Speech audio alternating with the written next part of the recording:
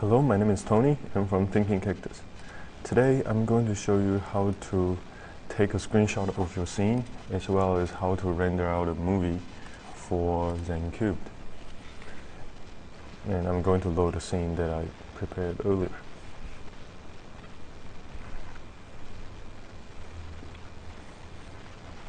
Yep, so this is a scene I created earlier.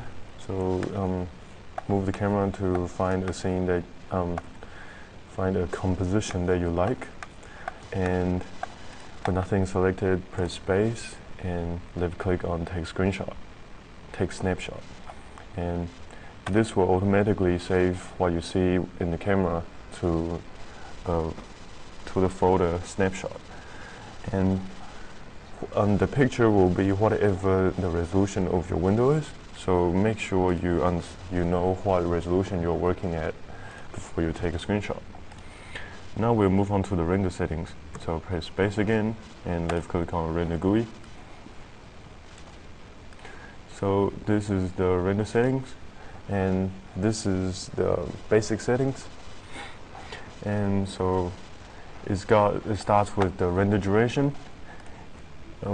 If you have the timeline open, the render duration will be automatically filled in, and by mouse overing it, you can delete it and type in your preference. Yep. And you can also increase or decrease by 1 second by left clicking on the plus or minus sign. And there are 3 buttons at the bottom for 3 preset render settings. Left click and you'll be prompted with a dialog box for typing your name and choosing the location of your rendered video. The default is the rendered directory. So to be more specific about these settings, the low resolution renders to 320 by 240 pixels and is rendered at 30 frames per second. It's suitable for emailing your mates or uploading to a video sharing websites. For the medium setting, it renders to 640 by 480 pixels and 30 frames per second. It's suitable for uploading to video sharing websites with higher resolution capabilities. For the high resolution setting, it renders to 1024 by 768 pixels and 30 frames per second. It's suitable for storage and bragging to your friends about your video. So left click on advanced settings to get more control of your render settings. You know the render duration already, and you can change the rendering frames per second either by keying a new setting or increase or decrease using the buttons. And for the output, you can enter your desired width and height resolutions, and ratio controls the aspect ratio.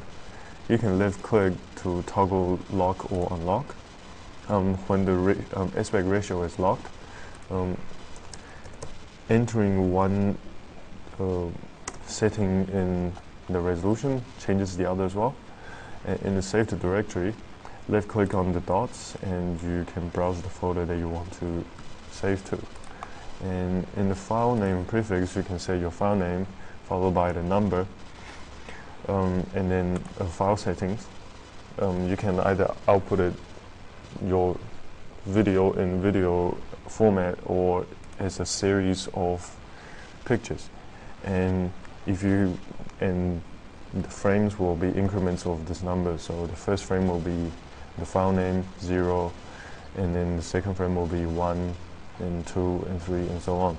So if you want to post-process your video and edit in editing software, we recommend rendering out to a series of pictures. And when you like your settings, left click and begin render, and you start rendering. And this ends this tutorial. So yeah.